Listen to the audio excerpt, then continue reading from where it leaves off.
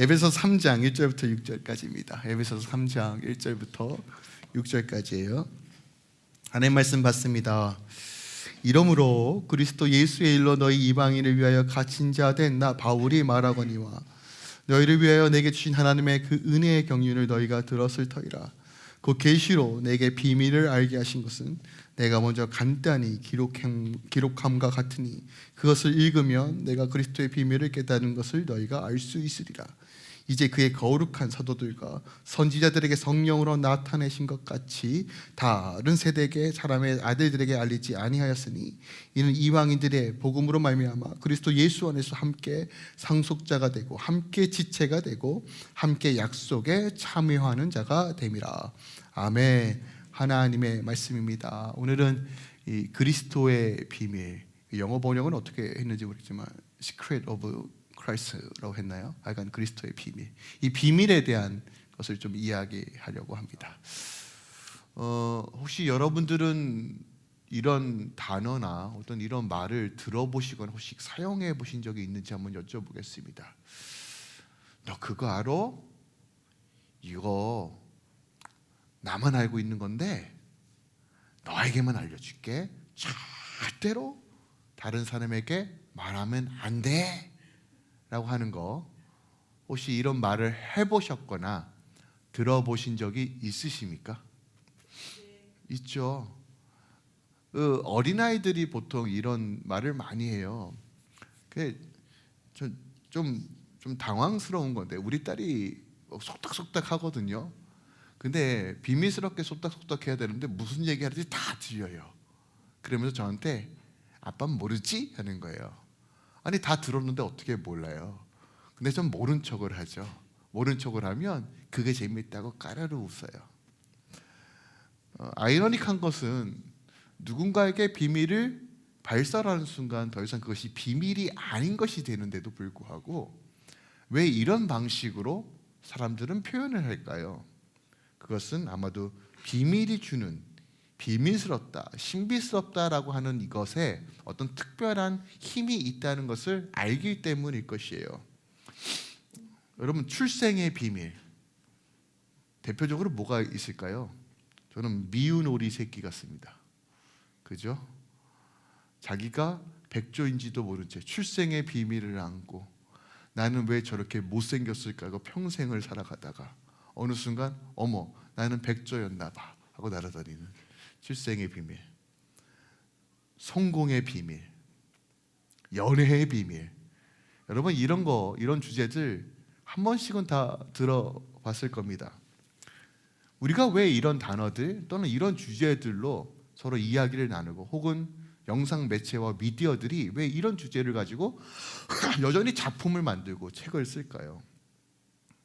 비밀을 밝힘으로써 자신에게 유익이 된다는 것을 알기 때문입니다.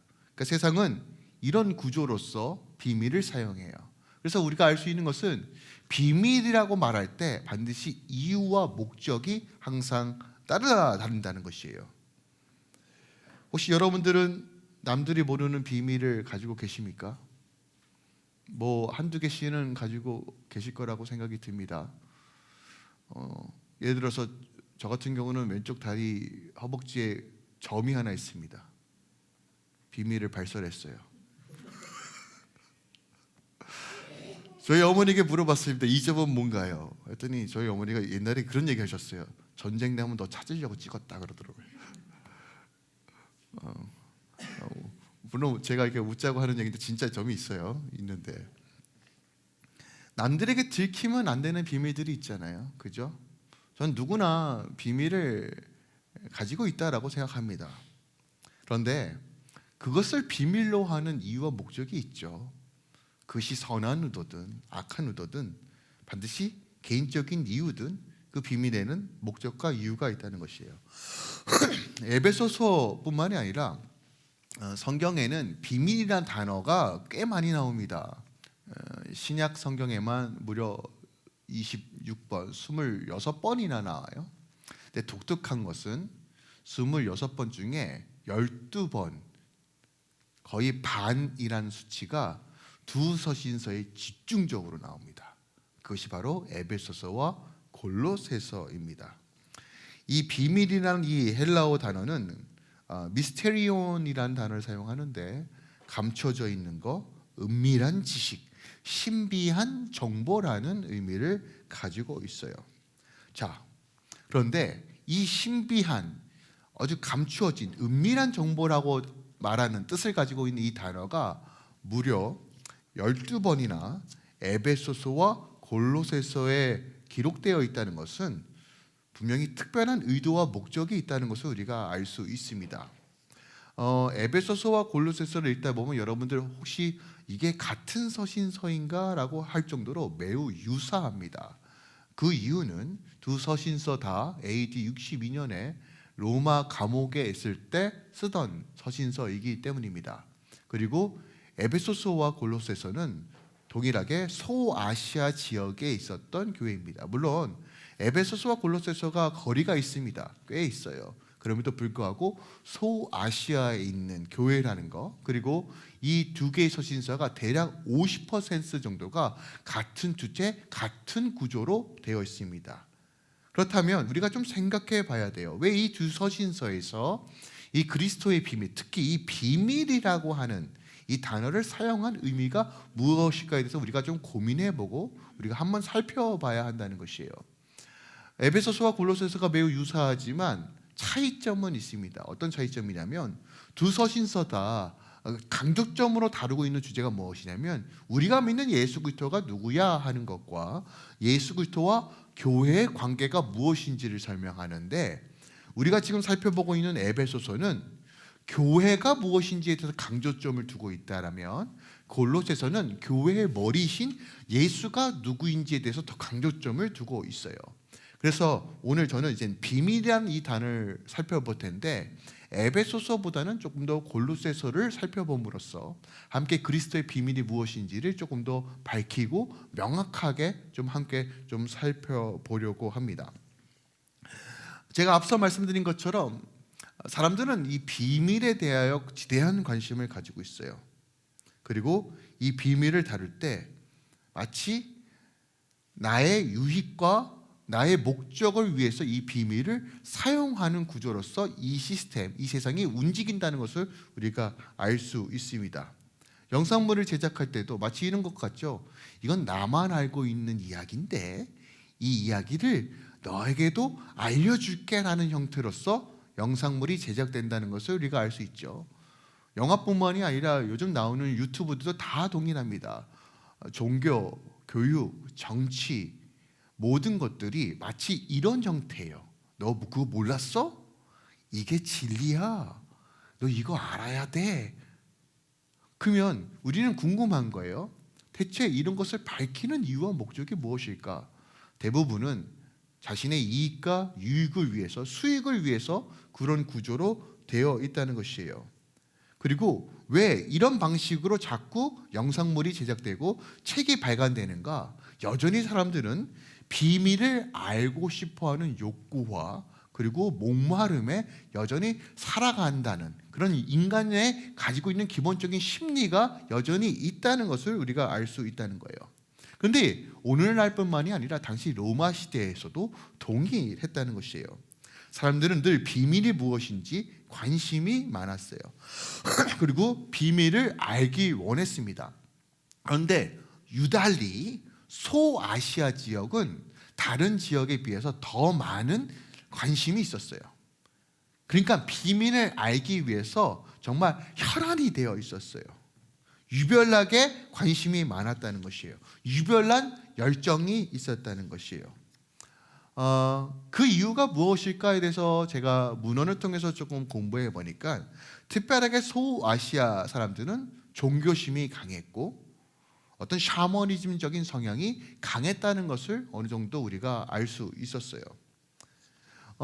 종교심이 강한 것은 당시 소아시아뿐만이 아니라 저는 이제 대한민국 사람도 참 종교심이 강하다는 생각이 좀 듭니다.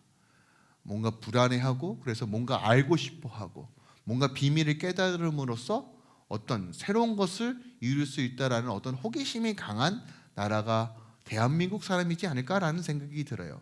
근데 다시 좀 본질로 돌아오면 소아시아 사람들이 이렇게 비밀에 관심이 많았던 본질적인 이유는 비밀이 무엇인지를 알고 있는 사람들이 특혜와 특권층을 형성했기 때문에 그래요.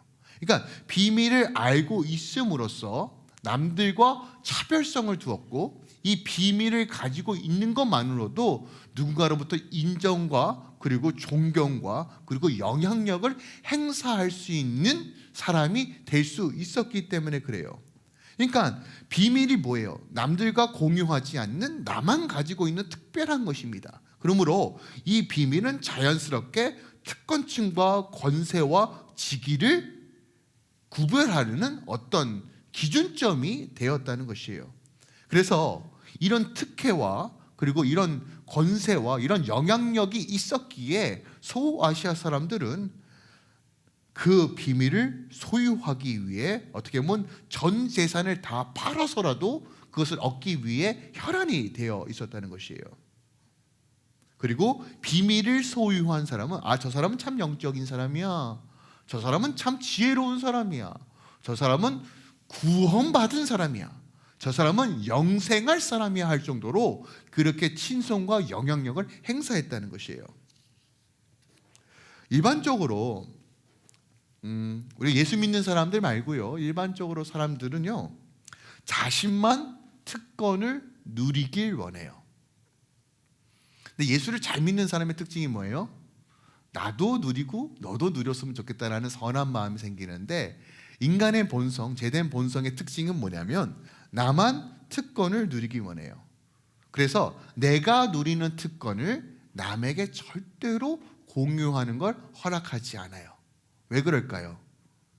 공유하는 순간 그 특권과 특혜는 없어지기 때문입니다.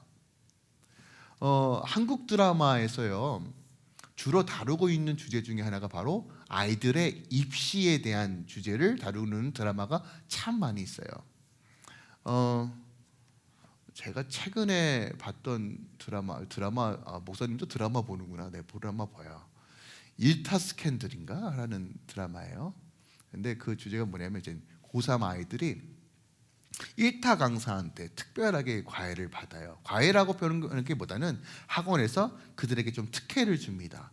그래서 이 일타 강사에게 직접 수업을 듣는 소수의 아이들만 어떻게 보면 특별한 정보를 갖게 돼요. 근데 특이한 것은 이 특별한 정보가 정말 시험 문제에 유리한, 그리고 어떻게 보면 쪽집게처럼 정확하게 짚어진 문제들이 일타 강사를 통해서 제공이 됩니다. 그러니까 그래서 돈을 참 많이 버는 건가 봐요. 어떻게 문제제의 출처를 기가 막히게 의도하고 파악해서 아이들에게 가르치니까요. 그러니까 그 아이들의 특징이 뭐냐면 이것을 얻기 위해서 어떻게 보면 선발도 돼야 되고 공부도 잘해야 되고 특별하게 돈이 많아야 되더라고요. 그러니까 자신들이 가지고 있는 이 문제집, 자신들이 가지고 있는 이 정보를 절대로 남에게 공유하려 하지 않아요. 근데 그 드라마의 내용 중에 하나가 어떤 학생이 조금은 어려운 학생에게 이것을 공유하는 바람에 아주 사단이 나고 난리가 나는 내용들이 담겨져 있습니다. 우리의 심리가 그래요. 나만 누리고 싶어 해요. 나만 간직하고 싶습니다. 이것이 우리 안에 내재되어 있는 어떤 본성적인 영역이에요. 당시 소아시아 사람들도 마찬가지였어요. 아주 극소수의 사람만 특권을 누리기 원했고, 그리고 이 비밀을 자신이 소유하고 있다는 것만으로도 엄청난 영향력을 행사할 수 있었어요. 부러움의 대상이 되었어요. 그래서 어떻게 해서든 이 비밀을 소유하여 이 특권층에 가기 위하여 모든 것을 지불하고 포기하고 이 비밀을 소유하기 위해 정말 혈안에 되어 있는 사람들로 아주 소아시아 사람들이 다 그런 생각을 가지고 있었던 것이 당시 1세기의 소아시아의 상황이에요. 그렇다면 이 비밀이 뭐냐는 거예요. 이 비밀 궁금하십니까? 비밀이 뭐냐는 거예요. 고대 문헌에 보니까요, 이 비밀이 무엇이야? 라고 했을 때 정말 이거 재미난 건데요, 그 내용이 너무 방대해요. 아니 비밀이라고 얘기해놓고선 그 내용이 너무 방대합니다. 아니 방대한 게 무슨 비밀인지 모르겠어요. 하여간 방대하는데 그 방대한 내용들을 조금 더 구별하여서 살펴보니까 대략 2개에서 3개 정도로 나눌 수 있는 것 같아요. 첫 번째가 눈에 보이지 않는 영적 세계에 대한 것, 그것을 비밀로 여겼고, 두 번째로 자신의 미래에 대한 것을 비밀로 생각했어요. 자, 눈에 보이지 않는 것에 대한 호기심, 눈에 보이지 않는 어떤 영적 세계에 대하여 알고 싶어 하는 것은 모든 세대에 거쳐서 늘 있었던 일이었던 것 같아요. 물론 오늘날 눈에 보이지 않는 것들, 무슨 귀신이 있어, 무슨 영적인 것이 있어 라고 말하는 사람들도 있지만, 그럼에도 불구하고 여러분들 어떤 미디어를 통해서 정말 불가사의한 일, 녹음실에서 있었던 일 하면서 별의별 이야기들이 나오죠. 정말 이성적으로 도저히 생각할 수 없는 초자연적인 일들을 경험했을 때 사람들은 뭔가 특별한 존재가 있겠구나라고 하는 생각들을 지울 수는 없습니다.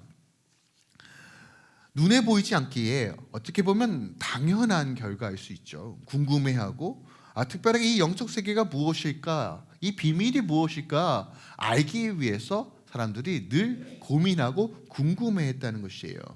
자, 그렇다면 당시 이 사람들이 생각하고 있는 영적인 세계가 무엇일까, 이 세계관이 무엇일까를 이해하기 위해서는 그들이 생각했던 하늘이 무엇인지를 이해하는 게 굉장히 중요합니다. 제가 요한계시록 강의 때도 몇 번 말씀을 드렸던 내용 중에 하나인데, 여러분들이 생각하는 하늘의 개수는 몇 개입니까? 여러분들이 생각하는 하늘, 이 하늘을 보면 이제 보잖아요. 보통 이제 21세기를 살아가고 있는 보통의 정상적인 사람이라면 하늘은 한 개입니다라고 얘기할 거예요. 눈에 보이는 이 대기층을 하늘이라고 얘기하고 하늘 밖에를 우주라고 표현하겠죠.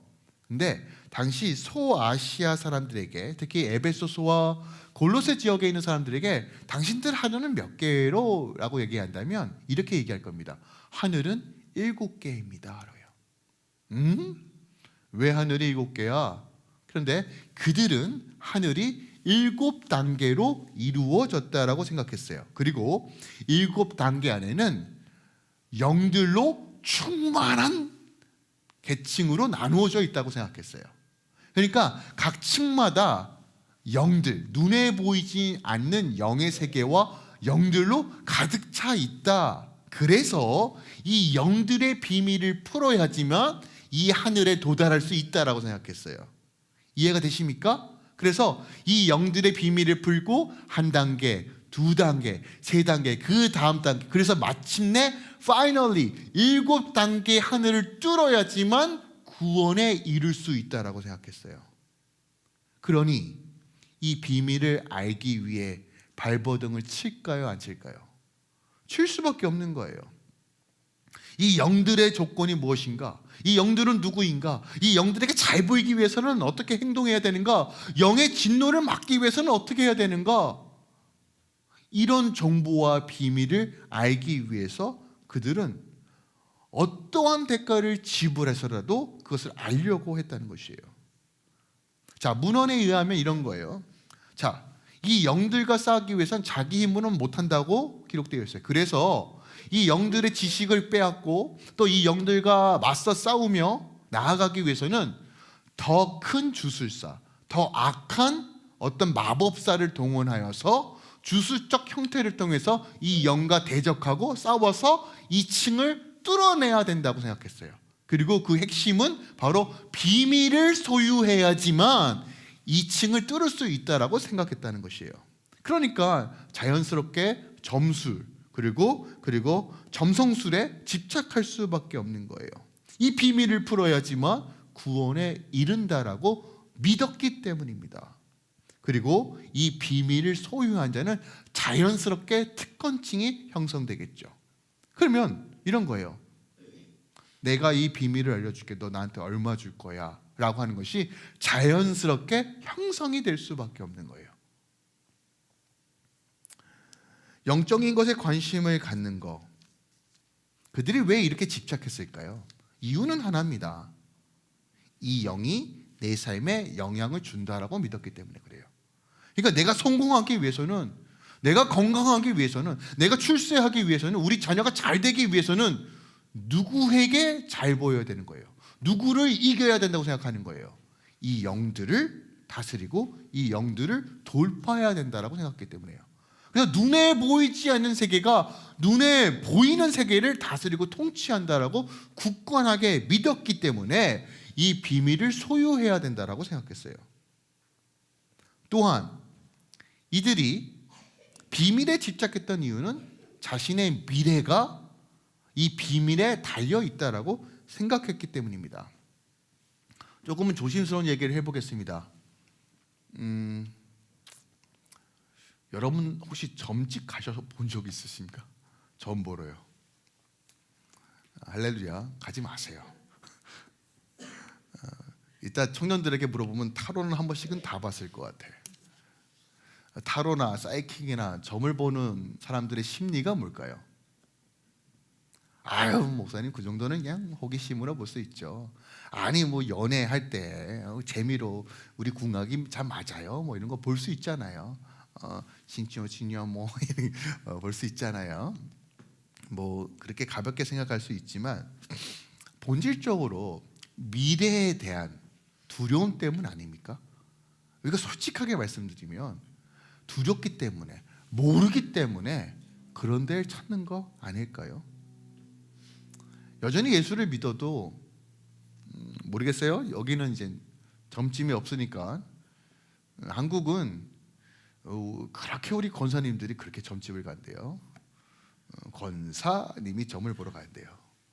우스갯소리로 지하철을 탔는데 권사님 3명이 그러니까 권사님인지 몰랐는지 이야기를 하는데 아우 그래 잘 됐어. 점괘가 어떻게 돼? 했더니 딱 지하철 내릴 때 아우 내일 봐 권사님. 이런 비일비재합니다. 제가 어떻게 알았을까요? 목사님들 설교 들으면 다 나와요. 선배 목사님이 뭐 꾸며서 내는 얘기는 아닐 거예요. 큰 교회 목사님들이 하는 설교니까 다양한 인포메이션이 있겠죠. 저도 들어보니까 저도 직접 본 적은 없어요. 봤으면 이게 웃자고 하는 얘기인데 되게 마음이 아픕니다. 솔직하게요. 그 이분들의 신앙생활의 본질은 뭘까였어요. 오늘날 많은 부분들이 우리가 너무 샤머니즘적으로 종교생활처럼 신앙생활합니다. 예수는 종교가 아님에도 불구하고 마치 종교인 것처럼 마치 자판의 모든 신들을 나열해놓고 내게 내 소원을 들어주는 신을 고르는 것처럼 여전히 예수 믿는 사람이 너무 많아요. 당시 문헌도 마찬가지예요. 내 미래에 대해서 내 미래를 보장해줄 그 비밀을 알기 위해서 혈안이 되어 있다는 것이에요. 내 영들이 그 층마다 있는 영들이 내 삶의 미래를 결정한다라고 믿었기 때문에 그렇게 했다는 거예요. 제가 자료를 찾다 보니까 당시 어떻게 점성술과 점술이 이루어졌는지를 좀 살펴봤어요. 요즘 AI가 참 좋아요. 챗 GPT에게 물어봤더니 다 나와요. 제가 구글링을 찾아봤는데 안 나왔는데 챗 GPT는 알려주더라고요. 그래서 챗 GPT에게 물어봤더니 보통 이렇게 크게 나눕니다. 여러분도 예측 가능한 거예요. 지금도 동일한데 별을 보면서 예측을 한 겁니다. 별을 보면서 비밀을 발견하는 거예요. 별자리를 통해서 뭐 별의 밝기를 통해서 관측을 하는 거죠. 그리고 이런 경우도 있어요. 어떤 특별한 동물의 행동, 갑자기 다람쥐가 이러고 있다가 이러고 죽었어요. 그러면 특별한 계시야 라고 생각해서 그걸 통해서 해석하고 이것에 미래가 담겨져 있어, 비밀이 담겨져 있어 라고 해석했다는 것이에요. 또 하나 어떤 유물이나 제사 의식을 통해서 어떤 동물을 희생함을 통해서 그리고 그 희생함으로써 나오는 과정을 통해서 점괘를 내고 이 안에 비밀이 담겨져 있어 라고 하면서 비밀을 발설하는 알려주는 형태로서 진행했다고 합니다. 혹은 문자나 알파벳을 해석함으로써 뭐 한국에도 그런 거 있죠. 저는 이제 점집에 가지는 않았지만 드라마에 보면 이제 쌀을 이렇게 딱 던지더라고요. 그래서 쌀의 개수와 모형을 보더라고요. 그 어떻게 보니 눈이 지금 안 보여요. 자그마한 건 보이지도 않습니다. 글씨가. 그럼 그러면서 부적을 써야 돼. 그런 식으로 한다는 것이에요. 그러니까 옛날이나 지금이나 참으로 비슷해요. 참 사람은 거기서 거긴 것 같아요. 그러니까 근데 보통 이런 점술이나 이런 것들을 행하는 주기가 있었다고 해요. 가장 많이 행했던 주기가. 그것은 어떤 사업을 하기 전에, 그죠? 한국도 동일하잖아요. 사업을 하기 전에 혹은 영화가 하기 전에 돼지 머리에 돈 꽂는 것처럼. 그러니까 이게요, 모양만 다르지 다 인간은 똑같습니다. 그리고 전쟁을 나가기 전에 이런 일들을 참 많이 했다고 해요. 제가 한 가지만 소개해 드리겠습니다. 이거는 제가 자료를 찾다가 어떤 목사님께서 소개해 주셔서 야, 이런 것도 있구나라고 해서 좀 깜짝 놀랐어요. 주술사가 나와서 살아있는 짐승을 머리채 듭니다. 뭐 이게 토끼가 됐든 무슨 염소가 됐든 들어서 배를 칼로 가른다고 합니다. 그리고 갈라서 내장을 만져서 던진다고 해요. 그때 뭐로 판명하느냐? 내장의 색깔과 모양과 온도를 통해서 점괘를 낸다고 해요. 그러면서 야, 색깔이 이러니 모양이 이러니 내장이 터졌던 모양이 저러니 당신의 미래가 저렇습니다 라는 거예요. 왜 이런 방식으로 했을까요? 그 이유는 이 동물의 내장에 비밀이 담겨져 있다고 믿었기 때문이에요. 지금 생각해 보면 참으로 혐오스럽잖아요. 살아있는 동물을 가지고 그런 짓을 하니까 미친 짓이죠. 그런데 기억하세요. 사람은 원래 미쳐 있습니다. 자신의 욕망과 두려움을 극복하기 위해 수단과 방법을 가리지 않는 것이 우리 인간의 본성이에요. 죄와 허물로 살아가는 사람들의 방식이 이와 같습니다. 그래서 자신의 두려움을 감추기 위하여 여전히 우리는 우리의 방식으로 그 두려움을 해결하려고 하는 것이 인간의 방식이라는 거예요. 우리가 좀 냉정하게 좀 살펴보길 원합니다. 사람들이 두려우면 그 두려움을 드러내지 않고 감추기 위해서 더 열심히 일하고 더 열심히 돈 벌고 더 열심히 건강을 챙깁니다. 그죠? 건강에 염려가 없는 사람이 운동하는 거 못 봤어요. 맞잖아요. 아, 건강 챙겨야지 라고 하는 위기감과 어떤 분명한 인식이 있는 사람들이 운동을 하지, 에휴 내일 죽어도 난 몰라 하는 사람 운동하는 거 못 봤단 말이에요. 모든 것은 두려움에 근거하여 우리가 움직입니다. 그것이 우리의 본성이에요. 근데 그거 아십니까? 사단도 이걸 기가 막히게 사용해요. 거짓의 아비로서 우리에게 두려움을 주어서 자신의 뜻대로 우리를 컨트롤하고 다스리려고 하는 것이 사단의 전략이라는 것이에요. 근데 여러분 기억하세요. 만약에 내일 나에게 어떤 일이 있다는 것이 분명하면 여러분 두려워할까요? 아니요. 두려워하지 않을 겁니다. 너무나 분명한, 확신한, 100% 절대로 흔들리지 않는 분명한 일들이 일어날 것을 내가 지금 정확하게 알고 있다면 미래에 대해서 두려워할까요? 아니요, 두려워하지 않을 거예요. 그런데 여전히 확신이 없기에, 의심하기에 우리는 두려워합니다. 이게 지금 이 세상이 살아가는 방식이에요. 겉으로는 두려움이 아니라고 포장하지만 여전히 걱정과 염려를 해결하기 위해 자신의 방식으로 살아가는 방식, 이것이 지금 이 땅에서 우리가 살아가는 방식이라는 것이에요. 그럼 제가 한번 질문해 보겠습니다. 정말 열심히 돈 벌고 열심히 건강 챙기고 열심히 살아가면 두려움이 사라졌습니까? 글쎄요. 저도 나름 진짜 열심히 살았던 사람이거든요. 그런데 단 한순간도 그 허무함과 두려움은 사라진 적이 없었어요. 이런 배경 속에서, 이런 문화 속에서, 이런 시대적 흐름 속에서 오늘 바울이 말하는 거예요. 이해가 되십니까? 허무한 것을 향해, 허탈한 것을 향해 비밀이라고 떠들면서 특허증이 형성되어지고, 영들을 만족시켜야 된다, 영과 싸워야 된다, 비밀을 알아야 된다, 동물의 내장을 떠던지면서 이것이 비밀이다가 말하고 있는 그 시대에서 바울이 오늘 이렇게 얘기하는 겁니다. 2절에서 4절이에요. 너희를 위하여 내게 주신 하나님의 그 은혜의 경륜을 너희가 들었을 터이나 그 계시로 내게 비밀을 알게 하신 것은 내가 먼저 간단히 기록한 것 같으니 그것을 읽으면 내가 그리스도의 비밀을 깨닫는 것을 너희가 알 수 있으리라 라고 얘기하는 거예요. 오늘 바울이 뭐라고 말하는 거예요? 이런 시대 속에서, 이런 문화 속에서 비밀을 알기 위해 현안이 되어 있고 모든 것을 집어라서라도 정말 비밀스럽지 않은 것인데도 불구하고 그것을 알기 위해서 발버둥을 치는 사람들에게 이렇게 얘기하는 거예요. 나는 비밀을 알고 있어. 비밀을 깨달은 자야.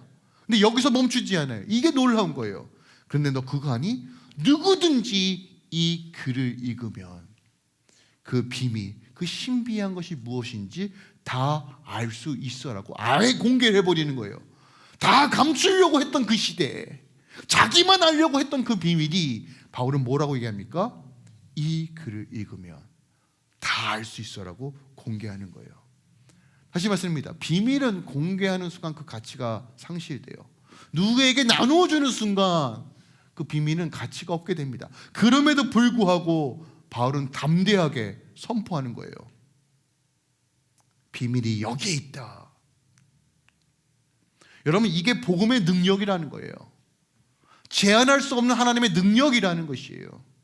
오늘 그 이야기를 하고 있는 것입니다. 자신이 깨닫는 이 비밀의 그 진리가 무엇인지를 선언하고 있는 것이에요. 우리가 지난 1장부터 2장까지 하나님께서 우리에게 행하신 일들을 살펴보았어요. 그 안에 비밀이 다 담겨져 있는데 오늘은 거의 동일한 서식에 있는 골로새서를 살펴본다고 말씀드렸죠. 골로새서 1장 26절에 비밀을 이렇게 이야기하고 있어요. 보세요. 이 비밀은 만세와 만대로부터 감추어져 있는 것인데 라고 해요. 바울도 분명히 얘기합니다. 이 비밀은 원래 감춰져 있던 것이에요. 드러나지 않은 것이에요. 그 누구도 알 수 없는 비밀이라고 명확하게 얘기합니다. 원래는 그 누구도 알 수 없는 그 비밀이 누구에게 드러났다고 표현합니까? 이제는 그의 성도들에게 나타났다는 거예요. 그러니까 하나님께서 이 비밀을 지금 누구에게 드러내신다라고 말하고 있습니까? 성도들이에요. 성도들이 누구입니까? 거룩한 무리들입니다. 성도는 누구입니까? 주님, 그래도 내 삶의 주인을 하나님으로 설정하겠습니다 하는 사람이에요. 주님, 내 삶의 모든 것들이 주님의 것입니다라고 믿는 자들의 무리들입니다. 그런 자에게 뭐라고 말합니까?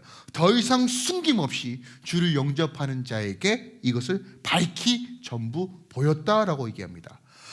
그렇다면 그 비밀의 내용이 뭘까? 그것이 27절입니다. 보세요. 하나님이 그들로 하여금 이 비밀의 영광이 이방인 가운데 얼마나 풍성한지를 알게 하려 하심이라. 이 비밀은 너희 안에 계신 그리스도시니 이 비밀의 정체가 곧 영광의 소망이다 라고 얘기해요. 자, 바울이 이렇게 얘기합니다. 이 문맥을 잘 이해하셔야 돼요. 너희 안에 계신 그리스도가 비밀이라고 얘기해요. 그런데 이 비밀이 이미 지금 어디 안에 있다고 말하고 있어요? 그리스도 안에 있고, 그리스도가 지금 어디에 있다라고 말하고 있습니까? 너희 안에 있다라는 거예요.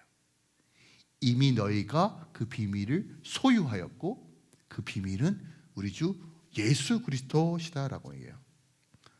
오랫동안 사람들이 찾아 헤맸던 그 비밀, 자신을 구원케 하기 위하여 점술사와 주술에 매달리고 샤머니즘에 빠져있던 소아시아 성도들을 향하여, 특히 교회 안에서도 여전히 하늘은 7층이고 이렇게 해야지만 미래를 알 수 있다고 생각했던 그 성도들을 향하여 바울이 뭐라고 말합니까?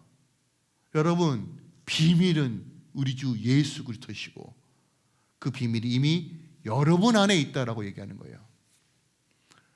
이 말씀이 소아시아에게만 해당되는 말씀일까요? 아니요. 지금도 여전히 필요한 말씀이고 여전히 진리의 말씀이에요.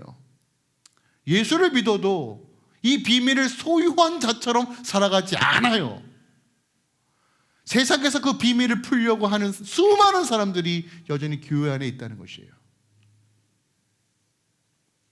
자신의 미래가 악한 영에게 의해서, 다른 영에 의해서 지배된다고 생각하고, 나의 문제가 추잡하고 음란한 방식으로 그렇게 주술을 해야지만 문제가 풀린다고 말하는 사람들, 불확실성으로 가득한 인생 가운데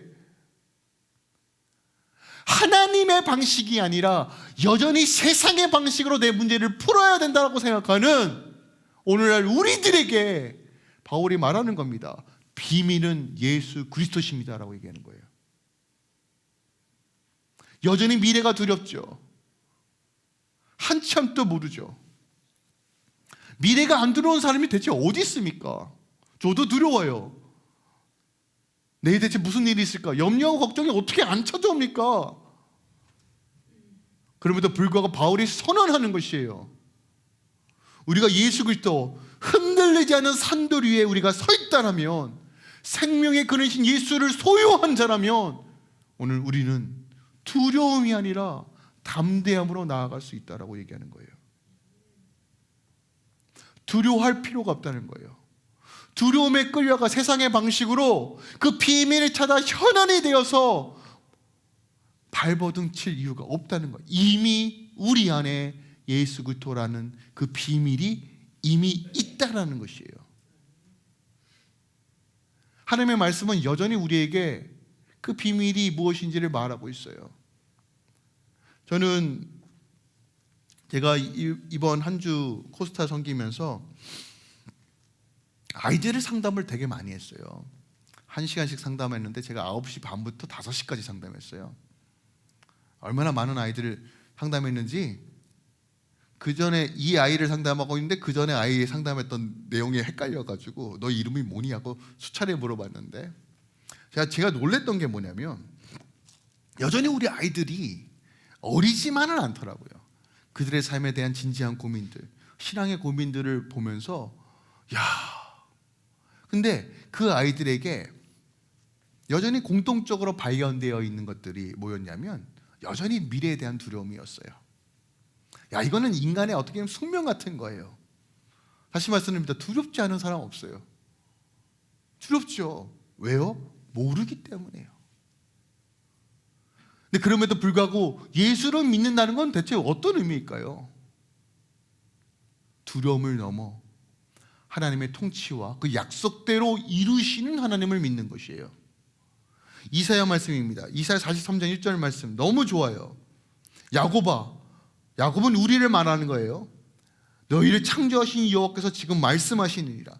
이스라엘아, 너희를 지으신 이가 말씀하시니 너는 두려워하지 말라. 내가 너를 구속하였고 내가 너를 지명하여 불렀나니 너는 내 것이라. 내가 물 가운데 지나갈 때 내가 너와 함께 하시고 강을 건널 때 물이 너를 침몰하지 못할 것이며 불 가운데 지날 때도 타지 아니할 것은 불꽃이 너를 사르지 못하리라. 4절입니다. 내가 내 눈앞에 보배롭고 존귀하며 내가 너를 사랑하였은즉 내가 내 대신 사람들을 내어주며 백성들이 내 생명을 대신하느니 두려워하지 말라. 내가 너와 함께하리라 라고 하는 약속이에요. 여러분, 시편 23편 1절 말씀 기억하시죠? 이 사랑스러운 시편의 시작이 무엇입니까? 여호와는 나의 목자신 내게 부족함이 없다는 거예요. 주님이 나의 목자 되시면 내가 부족함이 없어요. 그분이 나의 산돌이시고 내가 주님을 소유했다라면 내게 부족함이 없어요. 여러분, 시편 23의 내용이 아십니까?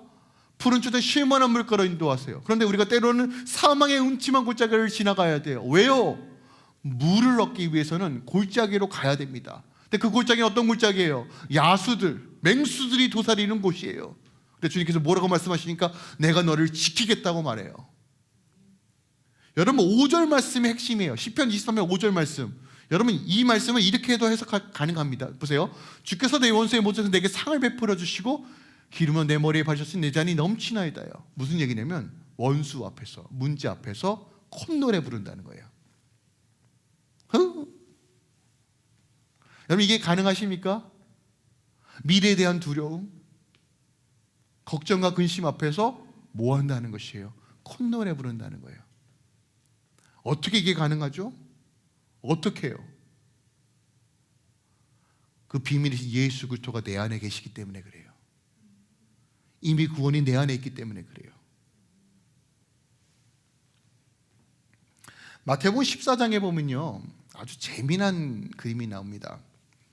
예수님께서 혼자 기도하시기 위하여 제자들을 먼저 배를 태우고 보내요. 그래서 멀리 갔습니다. 예수님 기도 마치고 어떻게 오시느냐? 기가 막힌 장면이 나옵니다. 무리를 걸으면서 오세요. 그러니까 제자들이 보니까 유령, 막 혼미백산이, 어머 우리 죽는구나. 그랬더니 예수님이 이것들아 정신 차려라 나다 해요. 그러니 참 베드로는 호기심이 많아요. 뭐라고 얘기냐면 예수님 오셨어요가 아니라 예수님, 나도 예수님처럼 바다에 걷고 싶어요 그래요. 근데 예수님이 그래? 와라 그래요. 그러니까 베드로가 예수님을 보러 갑니다. 그게 14장 28절과 29절이에요. 보세요. 베드로가 대답하여 이르되 주여 만일 주님이시거든 나를 명하사 물 위로 오라 하소서 하니 오라 하시니 베드로가 배에서 내려 물 위로 걸어서 예수께로 가대요. 얼마나 놀라워요. 근데 문제는 그 다음 장면이에요. 30절에 보니까 뭐래요? 바람을 보고 무서워하여 빠졌어요. 그리고 어떻게 해요? 소리를 질러 이르되 주여 나를 구원하소서 하니. 여러분 이 이야기 한 번씩은 들어봤을 거예요. 근데 이 장면, 이 이야기가 주는 내용이 너무 중요해요. 베드로가 물을 어떻게 걸었어요? 주님을 바라볼 때 건 거예요. 예수를 바라볼 때 문제 위를 걸은 거예요. 기억하세요? 예수를 바라볼 때 두려움 위에서 걸었던 거예요.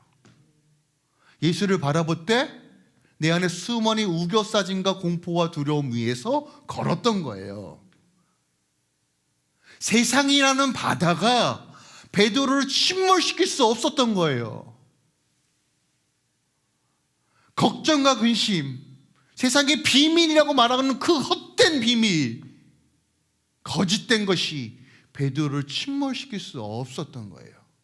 그런데 그 잠깐의 찰나 바람을 보고 보는 순간 두려움에 빠진 거예요.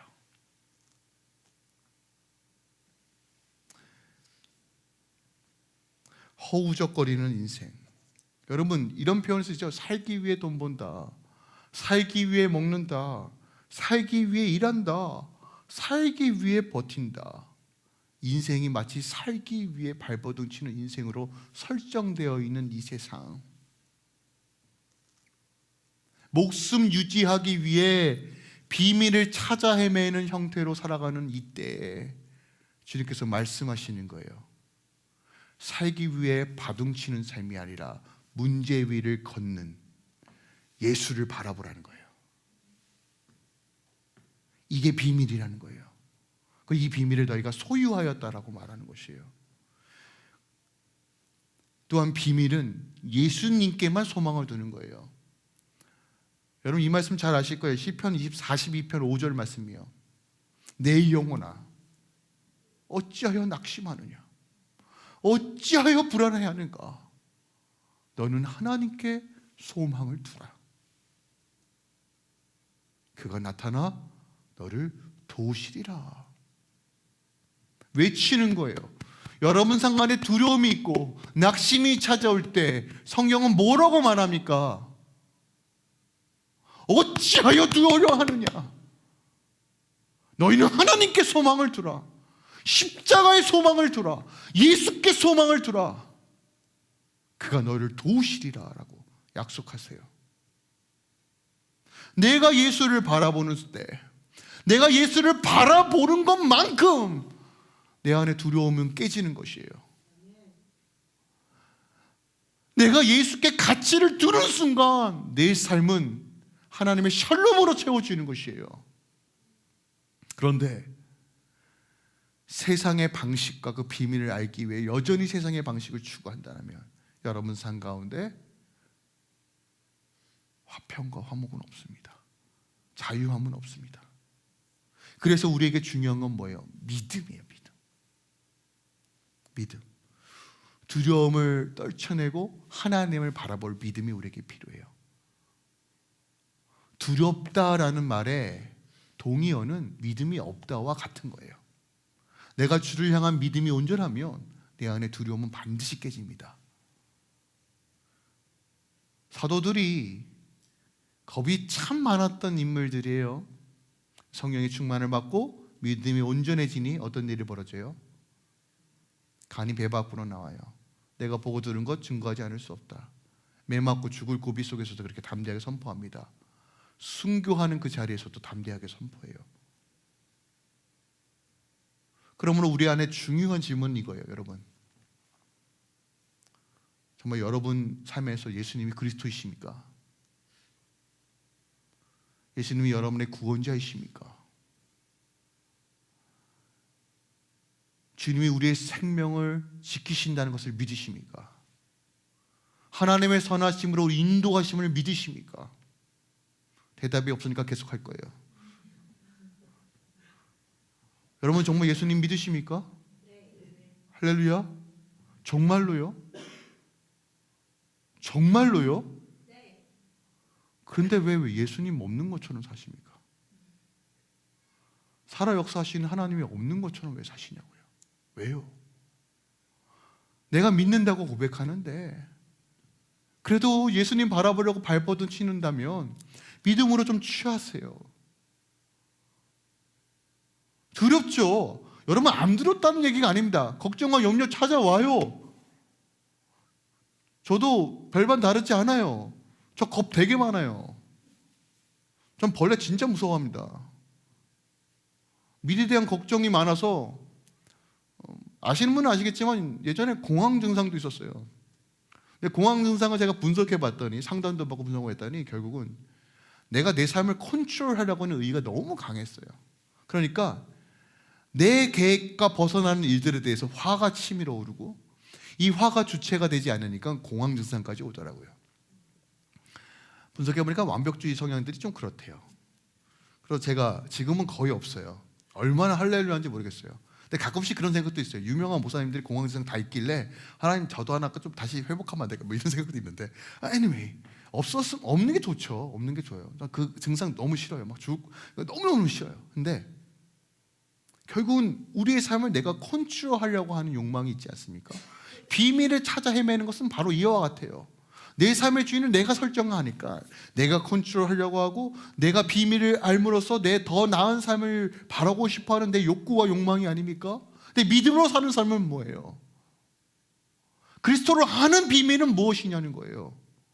그분이 나의 삶의 주권자이심이 믿고 바라보는 것이 비밀을 여는 열쇠라는 것이에요. 우리가 그렇게 결단하고 믿음으로 바라볼 수 있는 근거가 뭐예요? 우리의 감정이요? 내 확신이 아니요. 여러분의 감정과 여러분의 확신으로 믿음의 근거를 두면 늘 흔들립니다. 우리가 주님이 나의 구원자시며 주님이 나의 화평의 왕이시며 주님이 나의 삶의 이유이십니다라고 고백할 수 있는 이유는 주께서 십자가를 통해 이루신 것들이 확실하기 때문이에요. 우리가 그것을 믿음으로 바라본다면 우리는 비밀을 소유한 자고 비밀을 푸는 자가 될 것이며 비밀을 증거하는 자가 된다는 것이에요. 에베소서는 동일하게 얘기합니다. 오늘 본문이에요. 3장 2절입니다. 보세요. 내게 주신 하나님의 은혜의 경륜이 그리스도의 비밀이라고 말해요. 경륜이라고 표현합니다. 이거 다시 얘기하면 1장 2장 다시 얘기해야 되는데 여러분들 이미 아시니까 핵심은 뭐예요? 우리 주님께서 우리를 구원하시기 위해 성삼위 하나님께서 모든 지혜와 모든 능력을 다 총동하여 우리를 선택하시고 십자가에서 속량하시고 피로 속량하시고 성령께서 우리 인치셔서 한 해에 있는 모든 신령한 복을 1장 4절일 거예요. 그죠? 1장 4절 3장 4절 신령한 복을 다 주셨다고 얘기해요. 그 은혜가 지금 우리 안에 있어요. 그 능력이 우리 안에 있다는 거예요. 믿으십니까? 자, 그렇다면 한 가지만 더 얘기할게요. 요즘 목사님 설교가 왜 이렇게 길죠? 라고 하신다면 제가 그냥 마음 먹었어요. 그냥 다 쏟아내기로 결정했습니다. 그래서 긴 거예요. 여러분 기억하세요. 이 비밀은 어떻게 깨닫게 될까요? 그것이 오늘 본문에 기록되어 있어요. 3절에 곧 계시로 내게 비밀을 알게 하셨다. 계시요, 계시. 계시라는 것은 아포칼리프스라는 이 단어를 사용하는데 숨어져 있는 것을 드러내다. 벗겨지다라는 의미를 가지고 있는 단어예요. 무슨 얘기냐면 기억하세요. 하나님께서 우리에게 계시해 주지 않으면 우리는 예수가 누군지 몰라요. 전 이게 너무 감사해요. 만약에 인간의 노력으로 예수가 누구인지 알았다라면 신은 종교가 넘쳐났을 거예요. 근데 하나님께서 말씀하시는 거예요. 오직 성령 하나님이 아니고서는 너희가 예수의 비밀을 깨달을 수 없다는 거예요. 그러면 지금 우리가 추구해야 될 기도와 우리 추구의 방향성은 뭘까요? 내 안에 예수가 있고 예수의 비밀을 깨닫기 위해서 내가 지금 추구해야 될 방향이 뭐예요? 성령 하나님을 의지하고 성령 하나님으로 충만해지는 삶을 추구하는 것밖에 없어요. 여러분, 바른 지식이 바른 신앙을 만드는 건 맞아요. 하지만 한계가 있어요. 왜요? 우리의 목적은 바른 지식과 바른 신앙이 아니라 하나님과의 바른 관계에 있기 때문에 그래요. 근데 바른 관계를 누가 인도하시느냐? 말할 수 없는 탄식으로 우리 인도하시는 성령님이에요. 그래서 성령을 의지할 때만이 우리가 날마다 예수가 누구신지에 대한 그 놀라우심을 맛보기 시작하는 거예요. 여러분들이 알고 있는 그런 표면적인 예수에 대한 정보가 아니라 그건 비밀이 아니에요. 남들이 다 알고 있는 게 무슨 비밀입니까? 주님을 맛보고 주님을 경험하고 그분을 연인으로, 그분을 신랑으로, 그분을 왕으로서 섬기는 이 관계 안에서 느껴지는 그 비밀들이 풀어졌을 때, 그 계시가 풀어졌을 때 여러분 생각에 어떤 일이 벌어지는지 아십니까? 3장 8절이에요. 보세요. 모든 성도들 가운데 가장 작은 자보다 더 작은 내게 이 은혜를 주신 것은 헤아릴 수 없는 그리스도의 풍성함이 임한다고 해요. 여러분, 풍성함이라는 건 풍선 안에 공기가 가득 차 있는 것과 같은 단어예요. 하나의 틈도 없이 그 하나님의 풍성함이 임한다는 거예요. 그 풍성함이 임하면 내 안에 죄책감, 억울함, 짓눌림, 매임들이 끊어지는 것이에요. 그 사랑이 내 안에 부어졌을 때, 그 비밀이 풀렸을 때 자유가 임하는 것이에요. 근데 예수 믿고 자유하지 못하고 율법주의에 빠져서 허우적거리는 사람들은 기억하세요. 성령으로 충만해지셔야 돼요. 언제까지요? 자유할 때까지. 여기서 자유라는 것은 아무렇게나 신앙생활하는 것이 아니에요. 자유의 참뜻은 지난주에 설교했던 것처럼 주 안에 갇힌 자로서의 자유함이에요. 그 비밀을 깨닫는 것이에요. 내 멋대로 살아가는 것이 자유가 아니라 내가 주님께 붙들려만 되어 있는 것이 가장 풍성하고 자유롭게 되는 삶이구나. 이 비밀이 풀어져요. 여러분, 이거 맛보시길 부탁드립니다. 두 번째로 여러분 3장 9절입니다. 만물을 창조하신 하나님 안에 영원 전부터 감추어진 온 비밀의 경륜이 어떠한지 하나님의 경륜을 깨닫기 시작해요. 경륜은 하나님의 경영하심을 의미해요. 여러분, 이게 얼마나 놀라운 건지 아십니까? 내 인생 살기도 바쁘고 내 한 치 앞도 모르는데 하나님께서 그 비밀이 풀어지고 예수로 충만해지는 삶을 살 때 어떤 일이 벌어지냐? 내 일뿐만이 아니라 하나님의 경영하심도 함께 보게 된다는 거예요. 이게 교회라는 것이에요.